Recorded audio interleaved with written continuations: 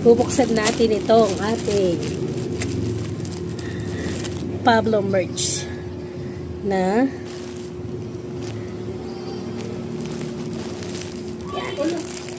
Pablo merch yung set meal. Okay. Dalawa kasi yung nilabas ni Pablo nung nakaraan doon sa kanyang space corner. Yun yung rule number 1 na t-shirt, which is wala pa yata 3 minutes, sold out na agad. So,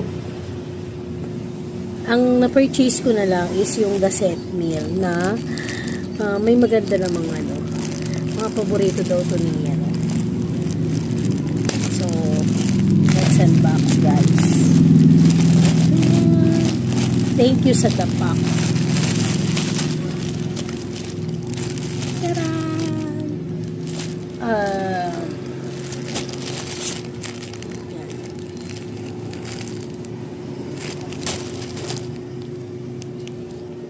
Tagal din ng delivery nito. Kaya nakakatuwa. So, nakuha kong size is large. Large size. Ang kapal ng tela, guys. Ang kapal ng tela. So, may label siya ng ganito. Yan, tapak. Tapos, size large. Ang ganda. Anong makikita mo sa t-shirt na to? So, ayan. Ganito po siya. Oh my God. Ang laki. Dadang laki. So, malaki siya. Oo. Ala, ang laki. Anyway. Ayan. So, ganyan siya sa harap. Yan. And then, ito yung design niya sa likod.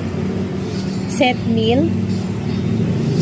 So, they say this is the banana ketchup. Tapos, ayan. Ang laki po. Pwede na. I think kasya to sa'yo, Dad. Large. So, may kulay ito na black, white, at saka yung ganitong kulay na parang, ano ba kulay nito? I don't know kung ano kulay nito. Gusto ko sana yung rule number 1, kaso wala na. Tapos, hindi naman naglalabas na ng jersey na yung edge